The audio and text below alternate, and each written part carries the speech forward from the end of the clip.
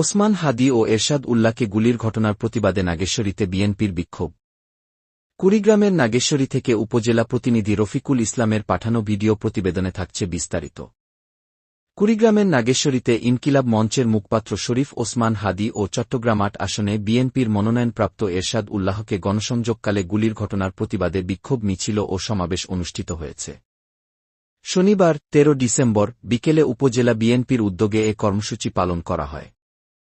বিক্ষোভ মিছিলটি নাগেশ্বরী উপজেলা বিএনপির কার্যালয় থেকে বের হয়ে শহরের প্রধান সড়ক প্রদক্ষিণ শেষে বাসস্ট্যান্ডের 0 পয়েন্টে এসে এক সংক্ষিপ্ত সমাবেশ অনুষ্ঠিত হয়।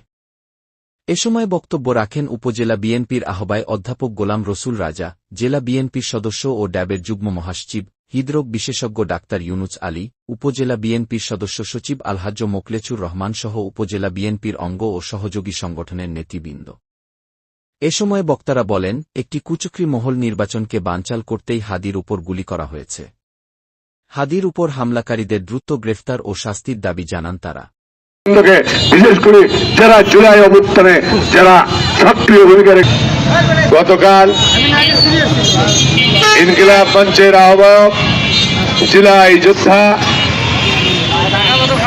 শরীফুল ওসমান হাদির কে লক্ষ্য করে সন্ত্রাসীরা যে গুলি করে তার মাথার এক পাশ দিয়ে লেগে অন্য পাশ দিয়ে বেরিয়ে যায়, তখন থেকে এখন পর্যন্ত বিভিন্ন উন্নততর চিকিৎসার পরেও হাদিকে এখনো আমরা জ্ঞান ফেরাতে পারিনি, সংকটাপন্ন অবস্থায় রয়েছে।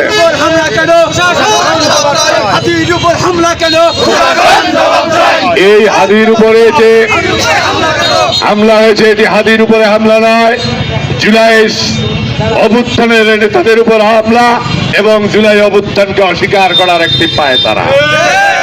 এই আওয়ামী লীগের ফিরে আসার একটি নীল নকশা, এটি যদি হয় আরেকবার অভ্যুত্থান হবে, বাংলাদেশের মাটিতে আর এই ফ্যাসিস্টকে স্থান দেওয়া হবে না। তাই এই সন্ত্রাসী কার্যকলাপের আমরা তীব্র নিন্দা জ্ঞাপন করছি এবং অন্তর্বর্তীকালীন এই সরকারকে আমরা বলতে চাই, অবিলম্বে সকল প্রার্থীদের নিরাপত্তা দিতে হবে, সকল সন্ত্রাসীদেরকে অবিলম্বে গ্রেপ্তার করতে হবে এবং অস্ত্র উদ্ধারের অভিযান করতে হবে, যাতে বাংলাদেশে একটি আগামী 12 তারিখ সুষ্ঠু সুন্দর নির্বাচন অনুষ্ঠান হয়।